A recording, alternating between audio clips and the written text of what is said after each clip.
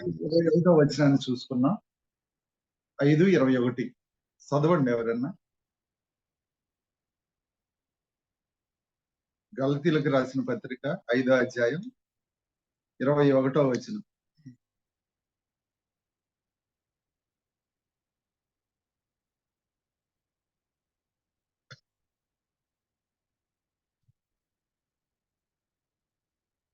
చదువుతున్నారు ఎవరన్నా?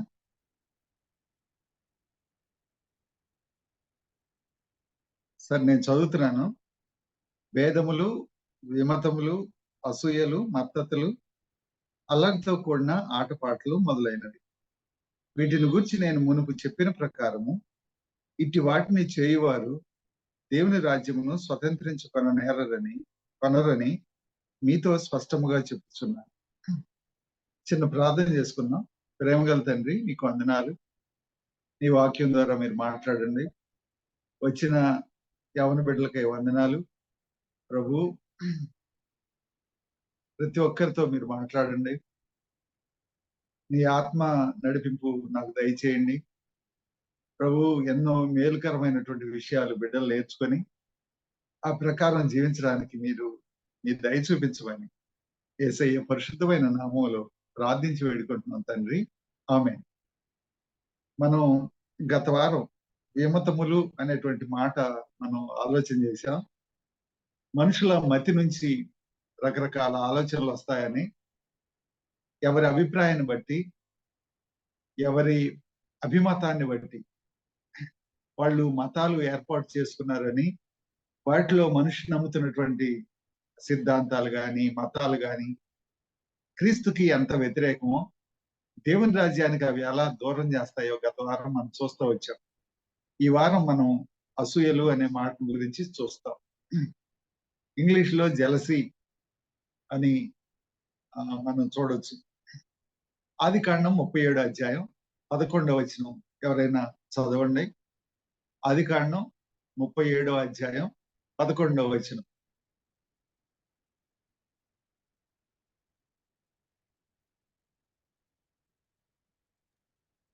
అతని సహోదరులు షెకెములో తమ తండ్రి మందను మేపుటకు వెళ్ళిరి. అప్పుడు ఇశ్రాయేలీయులు యోసేపును చూచి, నీ సహోదరులు షెకెములో మంద మేపుచున్నారు, నిన్ను వారి యొద్దకు పంపెదను రమ్మన్నప్పుడు అతడు మంచిదని అతనితో చెప్పెను. అప్పుడు అతడు, నీవు వెళ్ళి నీ సహోదరుల క్షేమమును మంద క్షేమమును తెలుసుకొని నాకు వర్తమానము తెమ్మని అతనితో చెప్పి హెబ్రోను లోయలో నుండి అతన్ని పంపెను. అతడు ఒక్క నిమిషం అమ్మా. 11వ వచనం చదువు. 37వ అధ్యాయం 11వ వచనం. అతని సహోదరులు అతని యందు అసూయపడిరి. అయితే అతని తండ్రి ఆ మాట జ్ఞాపకం ఉంచుకొనెను. ఇక్కడ మనం చూస్తాం, అతని సహోదరులు అతని యందు అసూయపడిరి అనే మాటను మనం చూస్తాం. అసూయ అనే మాట గురించి 1 కొరింథీ 3:3 కూడా చూద్దాం. 1 కొరింథీ 3వ అధ్యాయం 3వ వచనం.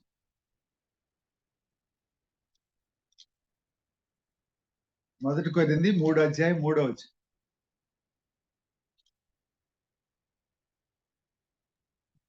మీలో అసూయయు కలహమును ఉండగా మీరు శరీర సంబంధులై మనుష్య రీతిగా నడుచుకొనువారు కారా? ఇక్కడ మనం ఏం చూస్తామంటే అసూయ శరీర సంబంధమైనటువంటి లక్షణం అని దేవుని వాక్యం చెప్తా ఉంది. శరీరం ఆత్మను డామినేట్ చేసినప్పుడు అసూయ అనేది పైకి కనపడుతుంది. అంటే నిజానికి అసూయ అనేది పైకి కనపడే లక్షణం కాదు, కానీ అది ఆత్మని డామినేట్ చేసినప్పుడు, అంటే ఆత్మను డామినేట్ చేసేలా మనసులో అసూయకు స్థానం ఇచ్చినప్పుడు అది శరీర సంబంధిగా ఆ విశ్వాసిని మార్చుతుంది. ఇది కొరింథీయులకు పౌలు రాస్తూ ఈ మాటలు రాశాడు. అసూయ శరీర సంబంధుల లక్షణం అని మనం గుర్తుపెట్టుకోవాలి. అందుకే విశ్వాసులు అసూయకి తావివ్వకూడదు. తావిస్తే ఆత్మ సంబంధులు శరీర సంబంధులుగా మారే ప్రమాదం ఉంది అని ఆ హెచ్చరిక చేయడానికే పౌలు ఈ మాటలు మన కోసం రాశాడు. అసూయ ఆత్మ సంబంధమైన జీవితానికి విరోధమైంది. శరీర సంబంధమైన జీవితం అది అని దేవుని వాక్యం చెప్తుంది. అసూయ యొక్క ఫలితం ఏంటి? అసూయ యొక్క ఫలితం ఏంటి అంటే యోబు గ్రంథం 5వ అధ్యాయం 2వ వచనం చూడండి. యోబు గ్రంథం 5వ అధ్యాయం 2వ వచనం.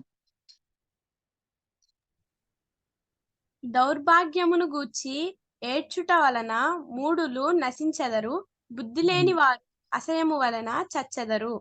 బుద్ధి లేని వారు అసూయ వలన చచ్చెదరు. అసూయ దాని లక్షణం ఏంటంటే, అసూయ అనేది ఏంటంటే బుద్ధి లేనితనం. అంటే బుద్ధిని చంపేస్తుంది అది. మనిషికున్న బుద్ధి, జ్ఞానం, తెలివితేటలు, వివేచన, ఆలోచించటం, సరిగ్గా ఆలోచించటం, ఈ బుద్ధిని అసూయ ఏం చేస్తుందంటే చంపేస్తుంది. మరి దేన్ని బతికించుద్ది అంటే పాపాన్ని బతికించుద్ది. పాపాన్ని బతికించుద్ది అది. అసూయ లక్షణం అది. అందుకే అసూయ, ఎవడైనా అసూయ పడ్డాడు అంటే వాడిని వాడు బుద్ధి లేని వాడిగా చేసుకుంటున్నాడు. వాడిలో తెలివితేటలు నశిస్తాయి. అంటే సరిగ్గా ఉపయోగించలేడు తెలివిని. తెలివిని దుర్మార్గానికి, చెడుకి, పాపానికి ఉపయోగిస్తాడు. అది తెలివి ఎట్లా అవుతుంది? పాపం చేసేటానికి ఉపయోగించే తెలివి ఎలా అవుతుంది? అది తెలివి తక్కువతనం అవుతుంది. అసూయ బుద్ధిని, జ్ఞానాన్ని, పవిత్రమైన జీవితాన్ని, మంచితనాన్ని, నీతిని అది చంపేస్తుంది. అసూయ ఎందుకు వస్తుంది అసలు? అసూయ ఎందుకు వస్తుంది అని మనం ఆలోచన చేస్తే, ఎదుటి వారికి నాకంటే మంచి పేరు వస్తే, గౌరవ మర్యాదలను దక్కుతుంటే, నాకంటే ఇతరులు ఎదుటి వాళ్ళని మెచ్చుకుంటా ఉంటే, నాకు లేనిది ఇతరులకు ఉంటే, వారి అభివృద్ధి, వారి ఎదుగుదల నేను చూసి ఓర్చుకోలేకపోవడాన్ని బట్టి వచ్చేటువంటి ఫలితమే అసూయ. అంటే నా ఎదుటోడి లేదా ఇతరులు లేదా ఎదుటోడి అభివృద్ధి నాకు లేనిది వాడుకుంటే ఓర్వలేని తనం ద్వారా వచ్చేటువంటి దాన్నే అసూయ అని బైబిల్ చెప్తా ఉంది.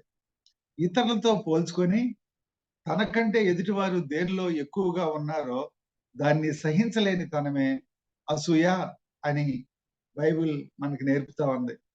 అసూయ చేత యోసేపు అన్నలు యోసేపుపై మరింత పగబట్టారు అని ఇందాక మనం వాక్యంలో చదువుకున్నాం. సొంత తమ్ముడు అధికారి అవుతాడని అతనికి కలిస్తే అది చెప్తే అన్నలు పగబట్టారు. అసూయ ఏం చేస్తుందంటే బుద్ధిని చంపేస్తది అని ఇందాక చూసాం మనం. అన్నలు అది కలే కదా అని అనుకోవాలి. తమ్ముడు కలగన్నాడు లేరా అనుకోవచ్చు కదా, అలా అనుకోవాలి. మాకు లేనిది వాడికి వచ్చుద్దా, మా మీద వాడు అధికారి అవుతాడా అనే సహించలేని తనం, ఓర్వలేని తనం వాళ్ళని అసూయలో పడేసింది. నిజానికి తమ్ముడు అధికారి అయితే వాళ్ళకే బెనిఫిట్ కదా. ఎవడో బయటోడు అధికారి అయ్యి వాళ్ళ మీద పెత్తనం చెలాయించే కంటే సొంత తమ్ముడు అధికారి అయితే వీళ్ళకే లాభం కదా. అది ఆలోచించలేకపోయారు. అంటే అసూయ బుద్ధిని చంపేస్తుంది, తెలివితేటలు నశింపజేస్తుంది. అందుకే ఈ రోజు అనేక మంది తెలివితేటలు, బుద్ధి ఉంది అనుకొని వాళ్ళు ఏం చేస్తారంటే పాపానికి వాటిని వాడుతా ఉన్నారు. దాన్నే బుద్ధి లేనితనం అంటారు. వాళ్ళకు వాళ్ళు బుద్ధి గల వాళ్ళం అనుకుంటారు. కానీ అసూయ ఏం చేస్తుందంటే బుద్ధి లేని తనానికి నడిపిస్తుంది. వీడు వయసులో చిన్నోడు మాకు అధికారి అవుతాడా అనే ఆలోచన కంటే వాళ్ళు కనీసం అరే వీడికి తల్లి లేదు, ఏదో కల వచ్చింది వాడికి, వాడు అధికారం అవుతాడంట, సరే కలే కదా అని వదిలేస్తే పోయేది. కానీ వాళ్ళు అలా చేయలే. వాళ్ళు ఏం చేశారంటే మా మీద నువ్వు అధికారి కావడం, మాకంటే చిన్నోడివి, నువ్వు మా మీద అధికారం అవుతావా, అలాంటి కళ నీకు వచ్చేది. అసలు నిన్ను నిన్ను లేకుండా చేస్తే, నీకు హాని చేస్తే నీ కళలు ఏమవుతాయి అనేటువంటి పగకి ఆ అసూయ దారి తీసింది అని దేవుని వాక్యం మనకు తెలియజేస్తా ఉంది. కయీను కూడా తన తమ్ముడైనటువంటి హేబెలు అర్పణ లక్ష్యపెట్టి, తన అర్పణ లక్ష్య పెట్టకపోవడాన్ని బట్టి దేవుడి మీద కోపడ్డాడు. అలానే తమ్ముడి మీద అసూయపడి పగ పెంచుకున్నాడు. ఇది మనం ఆదికాండంలో మనం చూస్తాం 4 అధ్యాయంలో. చివరికి ఎక్కడికి దారి తీసిందంటే తమ్ముడిని హత్య చేసే వరకు కూడా అసూయ వదలల. అంటే అసూయ హత్యకు దారి తీసింది అని బైబిల్ చెప్తా ఉంది. దేవుడు నీ తమ్ముడైన హేబెలు ఎక్కడా అని దేవుడు అడుగుతా ఉంటే దేవునికి బుద్ధి లేని జవాబు చెప్తాడు. ఏమనంటే నా తమ్ముడికి నేను కావలి వాడినా అని బుద్ధి లేని తెలివి తక్కువ జవాబు చెప్తాడు. అసూయ బుద్ధిని, జ్ఞానాన్ని చంపేస్తది. ఇది మీరు గుర్తుపెట్టుకోవాలి. మనం ఎంత తెలివిగల వాళ్ళమైనా, ఎంత బుద్ధి మనకున్నా, అసూయ గనక ఉంటే అది మనకున్న తెలివితేటలని, బుద్ధిని చంపేస్తది. చంపేస్తదంటే అర్థమైందంటే వక్ర మార్గాన్ని తీసుకెళ్తది. దాన్ని సరైన విధంగా మంచికి ఉపయోగించేలా అది చేయదు. చెడుకు ఉపయోగించేలా చేస్తది. అసూయకున్నటువంటి బలం అది. అందుకే యవ్వనస్తులుగా అసూయ విషయంలో చాలా జాగ్రత్తగుండాలి. అసూయ ఉంది అని ఎలా తెలుసుద్ది? ఎలా తెలుసుద్దంటే, నీకు లేనిది ఎదుటి వాడికుంటే, నీకంటే ఎదుటి వాళ్ళు అభివృద్ధి చెందుతా ఉంటే, నీకంటే మరొకరు ఎదుగుతా ఉంటే నీ కళ్ళ ముందే, అది చూసి ఓర్చుకోలేకపోవడం, సహించలేకపోవడం దాన్నేమంటారంటే అసూయ అంటారు. యవ్వన కాలంలో అసూయ నుంచి విడుదల పొందటం చాలా ప్రాముఖ్యమైంది. అసూయకు తావివ్వకపోవడం అనేది చాలా ప్రాముఖ్యమైంది. చాలా మంది బుద్ధి లేని మాటలు మాట్లాడతారు. అసూయ కలిగి. అసూయతో బుద్ధి లేని పనులు చేస్తారు. కోపం, పగ, దూషించటం, జగడాలు పెట్టుకోవటం, భేదాలు కల్పించడం చేస్తారు. లోపల అసూయుండి ఇవన్నీ చేసేది. మనల్ని మనం ఇతరులతో పోల్చుకుంటే అసూయ వస్తది అని బైబిల్ చెప్తా ఉంది. మనల్ని మనం ఇతరులతో పోల్చుకున్నప్పుడు తప్పకుండా అసూయ వచ్చే అవకాశం ఉంది. అయితే దేవుని వాక్యం చెప్తుందంటే, మనం దేవుని వాక్యంతో మన జీవితాన్ని పోల్చుకోవాలి. వాక్యం ఎలా ఉంది? నా జీవితం ఇలానే ఉందా? నా జీవితం ఎలా ఉంది? దేవుని వాక్య ప్రకారమే జీవిస్తున్నానా? అలా దేవుని వాక్యంతో పోల్చుకోవాలి తప్ప, ఇతరులతోటి పోల్చుకోకూడదు. పోల్చుకుంటే అసూయకు తావిచ్చిన వాళ్ళం అవుతాం. ఇది మనం గుర్తుపెట్టుకోవాలి. మనకంటే ఎక్కువగా పోల్చుకోవచ్చు. ఎంచుకోవచ్చు. మనకంటే ఎక్కువగా ప్రేమించొచ్చు, గౌరవించొచ్చు, మర్యాద ఇవ్వచ్చు, హానర్ చేయొచ్చు, సన్మానించొచ్చు. కానీ వాళ్ళని మనతో పోల్చుకొని వాళ్ళకెందుకుంది? వాళ్ళెందుకు అలాగా స్టేజ్ మీద కనపడాలి? వాళ్ళెందుకు అధికారంలో ఉండాలి? వాళ్ళెందుకు పాడాలి? వాళ్ళే ఎందుకు బోధించాలి? అని ఇలా గనక వ్యతిరేకంగా ఆలోచిస్తే అది అసూయకు తావిస్తది. అసూయ మన తెలివిని, జ్ఞానాన్ని, బుద్ధిని, వివేకాన్ని చంపేస్తది. ఇది మనం గుర్తుపెట్టుకోవాలి. అందుకే అసూయ పాపం గనక, పాపం జోలి పోకుండా క్రీస్తు ప్రేమను కలిగి ఎలా జీవించొచ్చో, అలా ప్రతిదినం మనం ప్రేమను కలిగి జీవిస్తున్నామా లేదా చూసుకోవాలి మనం. దేవుడు నన్నెందుకు పుట్టించాడు? దేవుని ఉద్దేశాలు నా పట్ల ఏంటి? దేవుడు నాకే ఈ సామర్థ్యాలు ఎందుకిచ్చాడు? దేవుడు నన్ను ఏ పని చేయమంటున్నాడు? దేవుడు నా ప్రవర్తన ఎలా ఉండాలని కోరుకుంటున్నాడు? దేవునికి నేనెలా మహిమ తేగలను? ఇలాంటి దే ప్రశ్నలకి దేవుని వాక్యం ఏం చెప్తుందో మనం ప్రతిదినం ఆహ్, మెడిటేషన్‌లో మౌన ధ్యాన సమయంలో మనం దేవుని వాక్యంలో ఇలాంటి ప్రశ్నలతోటి వాక్యంలో వెతుక్కుంటే తప్పకుండా దేవుడు మనల్ని మంచి మార్గాన్ని నడిపిస్తాడు. అసూయకు తావు ఉండకుండా జాగ్రత్త పడొచ్చు. దేవుని చిత్తం చేసే వాళ్ళే పరలోకంలో ప్రవేశిస్తారు గాని అసూయ కలిగిన వాళ్ళు పరలోకంలో ప్రవేశించరు. పాతాళానికి వాళ్ళు పాత్రులు అని బైబిల్ చెప్తా ఉంది. సామెతలు 6వ అధ్యాయం 34వ వచనం. నేను రెండవ మాట చెప్తున్నాను. మొట్టమొదటిది అసూయ బుద్ధిని, తెలివిని, జ్ఞానాన్ని చంపేస్తది. బతకనీయదది. అంటే చంపేస్తదంటే తప్పుడు మార్గాల్లో ఉపయోగించేలా చేస్తది బుద్ధిని, జ్ఞానాన్ని. మంచికి అది ఉపయోగపడదు. అలా చేస్తది. అలా చంపుద్ది. రెండవ మాట చూద్దాం అసూయ గురించి. సామెతలు 6:34. భర్తకు పుట్టు రోషము మహారౌద్రము గలది, ప్రతీకారము చేయు కాలమందు అట్టివాడు కనికరము పడడు.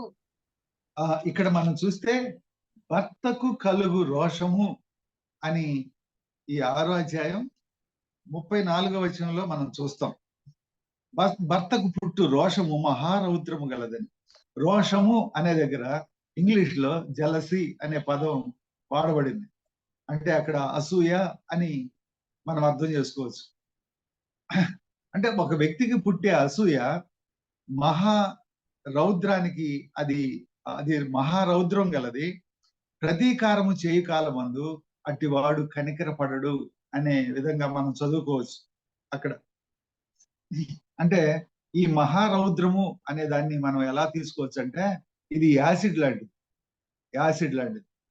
యాసిడ్ ఇప్పుడు ఈ మధ్య గత కొంతకాలం క్రితం యాసిడ్ దాడులు జరిగాయి. ఇప్పుడు ఈ మధ్య కనపట్లేదు కానీ ఎక్కువగా ఆడపిల్లల మీద కొంతమంది మగపిల్లలు ప్రేమ పేరిట యాసిడ్ పోసేవాళ్ళు. చాలా దారుణంగా ఉండేవి వాళ్ళ జీవితాలు. ఇది అసూయ అనేది యాసిడ్ లాంటిది. అంటే మానని గాయాలు చేస్తుంది. ఎవరికి అంటే ఎవరి మీద అసూయ పడి నువ్వు ప్రతీకారం చేస్తావో వాళ్ళకి మానని గాయాలు చేస్తుంది. అలానే ముఖ్యంగా అసూయ ఎవరు కలిగి ఉంటారో వాళ్ళకి తప్పకుండా మానని గాయాలు అవుతాయి. ఎదుటివాడికి అవతయో లేవో గాని నువ్వు ఎవరి మీద అసూయ పడ్డా వాళ్ళకి అవతయో లేవో గాని అసూయ కలిగిన నీకు మాత్రం తప్పకుండా మానని గాయాలు పాలు చేస్తుంది.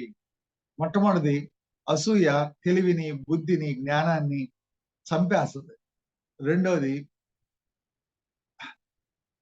అసూయ యాసిడ్ లాంటిది, మానని గాయాలు చేస్తుంది అని వాక్యం చెప్తా ఉంది. సౌలు వేల కొలది, దావీదు 10,000 కొలది శత్రువుల్ని సంహరించారని చెప్పి ఇశ్రాయేలు స్త్రీలు గాన ప్రతిగానాలు చేసినప్పుడు ఆ మాటలు సౌలు విన్నాడు. ఆయనకి వినసొంపుగా లేవు. అందుకని దావీదు మీద అసూయ పెంచుకున్నాడు. నాకంటే వీడు గొప్పోడా, నేను వేల మంది, వాడు 10,000 మంది. నాకంటే ఏమి ఎక్కువ, నేను రాజుని, వాడు కేవలం ఒక సామాన్యమైన సైనికుడు, నేనెక్కడా వాడెక్కడా అని అసూయ పెంచుకున్నాడు. అంటే నాకంటే దావీదు బలవంతుడు అని గాని లేదా శౌర్యవంతుడు అని గాని శత్రువులను సంహరిస్తారని వాళ్ళు పాటలు పాడినప్పుడు తట్టుకోలేకపోయాడు. వాడు నాకంటే ఎక్కువ అని. మనుషులకి చాలా సార్లు విశ్వాసులకి నాకంటే బాగా పాడతారు అంటే పాడే వాళ్ళలో కొంతమందికి అసూయ వచ్చే అవకాశం ఉంది. అలానే వాక్యం చెప్పే వాళ్ళకి ఎవరైనా బాగా చెప్పేవాళ్ళు ఎవరినన్నా బాగా చెప్తారు అని అంటే వాళ్ళకి లోపల అసూయ కలిగే ప్రమాదం ఉంది. అందరికి కలుగుద్దని చెప్పట్లేదు, కానీ ఆ ప్రమాదం ఉంది. అలానే పరిచయం చేసే వాళ్ళకి మీకంటే వాళ్ళు బాగా పరిచయం చేస్తారు అని ఎవరన్నా అంటే లోపల అసూయ వచ్చే అవకాశం ఉంది. అయితే అసూయ సహించలేకపోవడం వల్ల, ఓర్చుకోకపోవడం వల్ల వస్తది అని మనం చెప్పుకున్నాం. సౌలు ఓర్చుకోలేకపోయాడు, సహించలేకపోయాడు ఆ మాటని. నేను 1000 ఏంది, దావీదు 10,000 మంది ఏంది అని ఆనాటి నుండి అసూయతోటి దావీదు మీద విషపు చూపు నిలిపాడు అని వాక్యం చెప్తా ఉంది. ఏ నేరం చేయకుండానే అప్పటి వరకు ఎంతో మంచి చేసినటువంటి దావీదుని చంపాలని అసూయ చేత సౌలు ప్రయత్నం చేశాడు. పారిపోయినటువంటి దావీదును తరుముతూ సౌలు రాజరికాన్ని అనుభవించలేకపోయాడు. ఎప్పుడు దావీదుని ఎలా చంపాలి అనే కుట్రపూరితమైనటువంటి ఆలోచనలతోనే ఆ దావీదును వెంటబడుతూ అరణ్యంలో ఎక్కువ కాలం సౌలు గడిపాడు. సింహాసనం మీద కూర్చొని చక్కగా రాజ్య పరిపాలన చేయాల్సిన వాడు, అంతఃపురంలో సుఖాలు అనుభవించవలసిన వాడు, అలానే ఆ సౌలుకి దేవుడున్నాడు. సౌలుకి దేవుడున్నాడు. సౌలుకి గొప్ప ప్రవక్త ఉన్నాడు, సమూయేలు ప్రవక్త. వీళ్ళిద్దరిని చక్కగా సంప్రదిస్తూ, దేవుణ్ణి ప్రవక్తని సంప్రదిస్తూ చక్కగా ప్రార్థనా పూర్వకంగా ఎన్నో విజయాలు సంపాదించాల్సినోడు, ఎంతో గొప్ప రాజుగా పేరు పొందాల్సినటువంటి సౌలు ఇంత అవకాశాన్ని అసూయ చేత చేజేతుల పాడు చేసుకున్నాడు అని దేవుని వాక్యం సౌలు గురించి మాట్లాడుతా ఉంది. తనకే సమస్య వచ్చినా, తనకే సహాయం అవసరమైన, ఎలాంటి గొప్ప ఆపద వచ్చినా సౌలుకి దేవుడు ఉన్నాడు. అలానే అందుబాటులో సమూయేలు ప్రవక్త ఉన్నాడు. అలానే ఇశ్రాయేలీయులు దేవుని ప్రజలు. దేవుని ప్రజలను పరిపాలించే గొప్ప ధన్యత సౌలుకు వచ్చింది. కానీ అసూయ చేత ధన్యతని దౌర్భాగ్యంగా చేసుకున్నటువంటి వ్యక్తి, ఆశీర్వాదాన్ని, అభిషేకాన్ని శాపంగా మార్చుకున్న వ్యక్తి సౌలు అని దేవుని వాక్యం మనకు తెలియజేస్తా ఉంది. కారణం అసూయ. అసూయ. ఇలా అసూయ సౌలు జీవితాన్ని యాసిడ్ లాగా తన జీవితాన్ని అంతం చేసింది, మానని గాయాలు చేసింది. ఈ అసూయను వదలక చివరికి అమాలేకీయులతో యుద్ధంలో అమాలేకీయుని చేతిలో హతమైనట్టుగా బైబిల్ సౌలు గురించి రాసింది. ఎంత విషాదకరమైన సంగతి. మొట్టమొదటిది, అసూయ బుద్ధి లేకుండా చేస్తుంది, జ్ఞానం లేనివాడిగా చేస్తుంది. అంటే తెలివిని, జ్ఞానాన్ని, బుద్ధిని చంపేస్తుంది. రెండోది, అసూయ యాసిడ్ లాంటిది. అది అంతం చేస్తుంది, అది నాశనం చేస్తుంది జీవితాన్ని. సౌలు జీవితం అలా అంతమైంది, నాశనం అయింది అని బైబిల్ చెప్తా ఉంది. మూడోది చూద్దాం. పరమగీతం 8వ అధ్యాయం 6వ వచనం. పరమగీతం 8వ అధ్యాయం 6వ వచనం.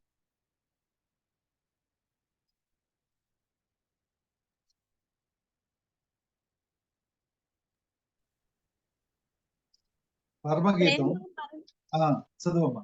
ప్రేమ మరణమంత బలవంతమైనది, ఈర్ష్య పాతాళమంత కరోటమైనది. చాలమ్మా. ఇక్కడ దాని జ్వాలలు అగ్ని జ్వాల సమములు, అది యెహోవా పుట్టించు జ్వాల.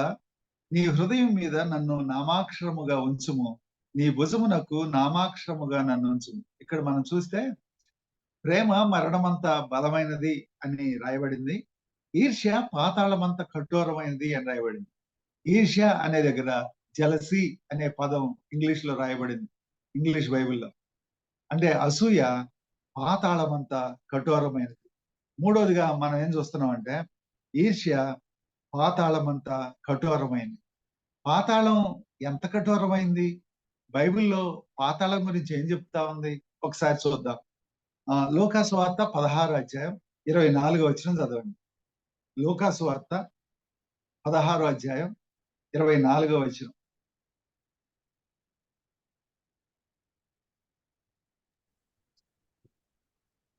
తండ్రి అయిన అబ్రహామా, నా యందు కనికరపడి తన వ్రేలి కొనను నీళ్లతో ముంచి నా నాలుకను చల్లార్చుటకు లాజరును పంపుము, నేను ఈ అగ్ని జ్వాలలలో యాతన పడుచున్నానని కేకలు వేసి చెప్పెను. అదే వచనాన్ని బైబిల్ మీ ముందు పెట్టుకొని చూస్తా ఉండండి. నేను ఒక్కొక్క పదం గురించి చెప్తాను. పాతాళం ఎంత కఠోరమైందో ఇక్కడ రాయబడిన లక్షణాలు చూస్తున్నాను, చదువుతున్నాను, వినండి. పాతాళంలో కొద్దిగా కూడా కనికరం దొరకదు. మీరు వాక్యం చూస్తున్నారు కదా, పాతాళంలో పిసరంత కూడా కనికరం అనేది దొరకదు. అది కనికరం దొరకని స్థలం అని రాయబడింది పాతాళం గురించి. రెండవది, దప్పిక చేత నాలుక ఎండిపోతుంది, చల్లార్చేది ఏది కూడా దొరకదు అక్కడ. నాలుక పిడచకట్టబోద్ది, ఎండిపోద్ది, ఒక్క నీటి బొట్టు కోసం అల్లాడిపోతా ఉంటది. కానీ చల్లార్చేది ఒక్కటి కూడా దొరకదు అక్కడ. మూడో లక్షణం, పాతాళం అగ్ని జ్వాలలు ఉంటాయి పాతాళంలో. అవి కాల్చివేస్తాయి. అవి బాధ పెడతాయి, వేదన పెడతాయి. వాటిలో యాతన పడతారు అని రాయబడింది. నాలుగోది, కేకలు వేసే స్థలం అది. పాతాళం ఏంటి అంటే కేకలు వేసే స్థలం అది. సమాధాన పరిచే వాళ్ళు ఎవ్వరు ఉండరు. సమాధానమే దొరకదు అక్కడ. ఎంత ఘోరమో చూడండి, ఎన్ని లక్షణాలు చెప్పుకుంటా వచ్చాము. ఆ తర్వాత వేదనకరమైన స్థలం అది. బహు వేదన ఉంటుంది అక్కడ. ఇన్ని లక్షణాలు ఉన్నాయండి పాతాళంలో. లోకాసు వార్త 16:26 చదవండి. లోకాసు వార్త 16:26.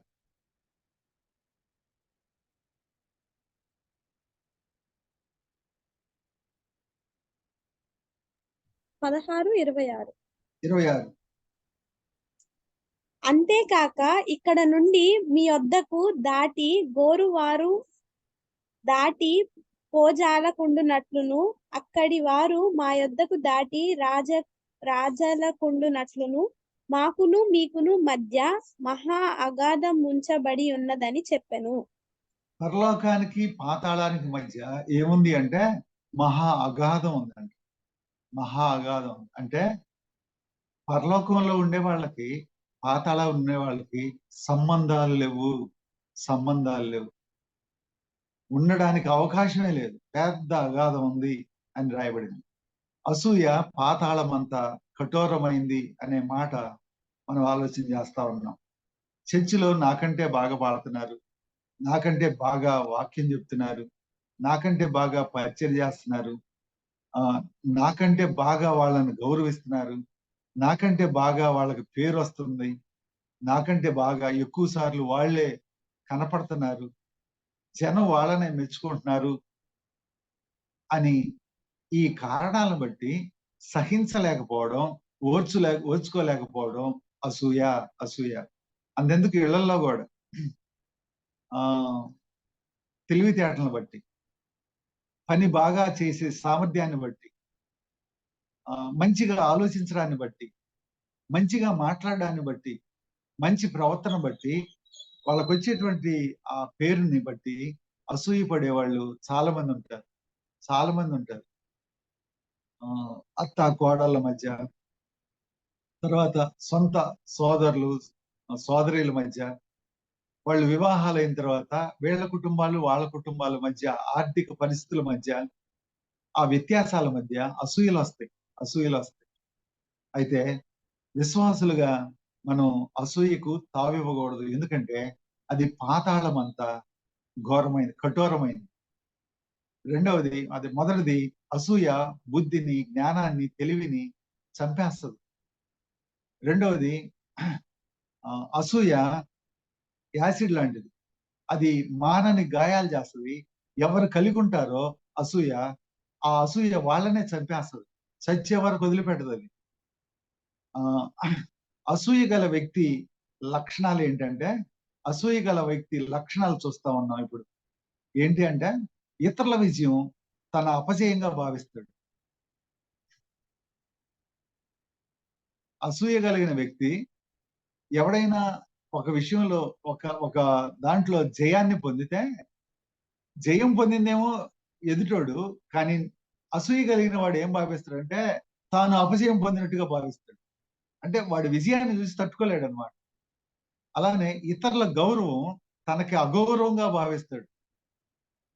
ఎవరన్నా మీరు మంచోళ్ళండి, మీకేమండి, చాలా మంచోళ్ళండి, మీలాంటి వాళ్ళు ఉండాలండి అని ఎవరన్నా పొగుడుతా ఉంటే వీడు తట్టుకోలేడు.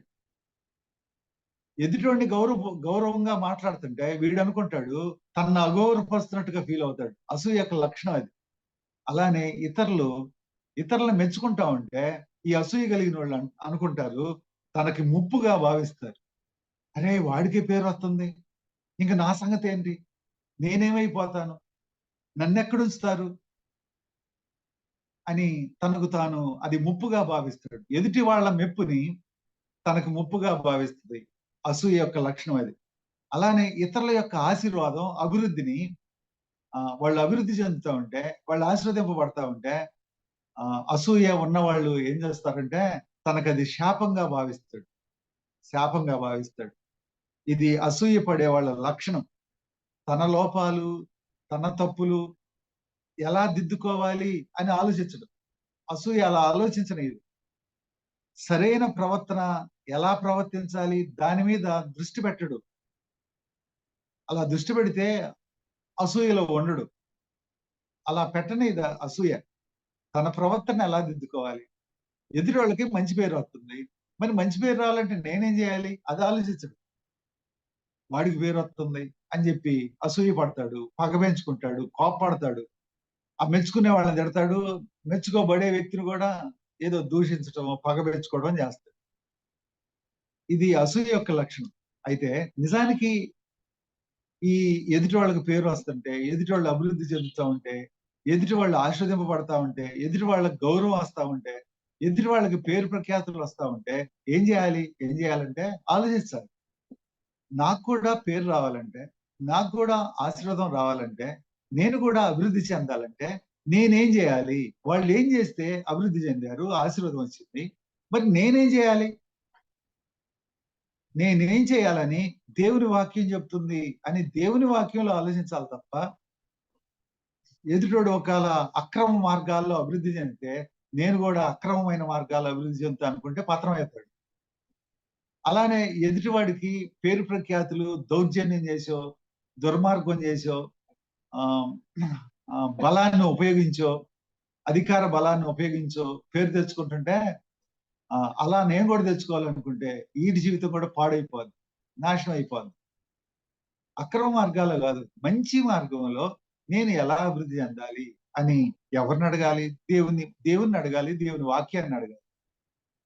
అలా ఎవరైతే నిజాయితీగా నిజాయితీగా నేనేం చేస్తే, నేను ఎలా నా జీవితాన్ని సరి చేసుకుంటే నేను బాగుపడతాను, మంచిగుంటాను, అభివృద్ధి చెందుతాను, ఆశీర్వాదిస్తాను అని వాక్యం దగ్గరకు వచ్చి గనక ఆలోచిస్తే వాడు అసూయ నుంచి విడుదల పొందుతాడు. అసూయకి తావు ఉండదు అప్పుడు. అసూయ కలిగినోళ్ళు ఇలా దేవుని వాక్యం దగ్గరికి రారు. దేవుని గురించి ఆ దేవుని వాక్యంలో తమ జీవితాన్ని గురించి ఆలోచించరు. అందుకని అసూయలో పడతారు. ఇది మనం గుర్తుపెట్టుకోవాలి. చర్చిల్లో వాళ్ళేనా ఎప్పుడు పాడేది? వాళ్ళేనా ఎప్పుడు ఆ పదవుల్లో ఉండేది? వాళ్ళేనా ఎప్పుడు వాక్యం చెప్పేది? వాళ్ళేనా ఎప్పుడు అలా చేసేది? ఈ ఈ ఐడియా ఎందుకు వస్తదంటే, ఈ ఆలోచన ఎందుకు వస్తదంటే లోపల అసూయ ఉంటే వస్తది. అసూయ ఉన్నవాళ్ళే ఇలా ప్రశ్నిస్తారు. వాళ్ళేనా అనే బదులు వాళ్ళు ఆ స్థానంలో ఉన్నారు. మరి నేనుండడానికి నేనేం చేయాలి అని దేవుని దగ్గరకు రావాలి. దేవుని వాక్యంలో ఆహ్, ఆ సత్యాన్ని వెతకాలి. ఏ ఎ ఎలా జీవిస్తే, నా ప్రవర్తనని ఎలా దిద్దుకుంటే నేను కూడా అలా ఉంటాను అని దేవుని వాక్యం దగ్గరికి రావాలి అని బైబిల్ మనకు తెలియజేస్తా ఉంది. అసూయ నుంచి ఎలా విడుదల పొందాలో కొన్ని మాటలు చూసుకొని మనం ముగిద్దాం. ఎవరికి అసూయ పడుతున్నారో దానికి కారణం ఏంటో ఆలోచించాలి. దానికి కారణం ఏంటి అని ఆలోచించాలి. ఉదాహరణకి కయీను హేబేలుపై అసూయ పడ్డాడు. కారణం ఏంటి? తన అర్పణ ఏమో అంగీకరించబడలా. తమ్ముడు అర్పణ ఏమో దేవుడు అంగీకరించాడు. అర్పణ అంగీకరించడానికి తానేం చేయాలని ఆలోచించాలిగా. తానేం చేయాలో ఆలోచించాలిగా. అందుకు దేవుడిని ప్రార్థన చేయాలిగా. రెండోది కనీసం అమ్మా నాన్నని అడగాలిగా. పోనీ ఒరేయ్ హేబేలు తమ్ముడు నీ అర్పణ ఎలా రా దేవుడు అంగీకరించింది? దానికి కారణం ఏంటి నాకు చెప్పవా? అని తమ్ముడు నన్ను అడగల. వాడికి అసూయ వచ్చింది. అసూయ ఏం చేసిందంటే వాడి బుద్ధిని, జ్ఞానాన్ని, తెలివిని చంపేసింది. అసూయ చేసిన పని అది. మరి బుద్ధి, జ్ఞానం లేనోడు ఏం చేస్తాడు? హత్య చేసాడు. అది జరిగింది. అసూయకు తావుండకూడదు అంటే మనం దేవుని వాక్యం దగ్గరికి రావాలి. ఇతరులతో పోల్చుకోవటం ఆపి, అసూయ ఉండకూడదు అంటే, తావు ఉండకూడదంటే ఇతరులతో పోల్చుకోవటం ఆపి, దేవుని వాక్యం దగ్గరకొచ్చి, దేవుని వాక్యంలో మన జీవితాన్ని పోల్చుకోవాలి అని దేవుని వాక్యం మనకి చెప్తా ఉంది. అసూయ అనేది భయంకరమైన రోగం అని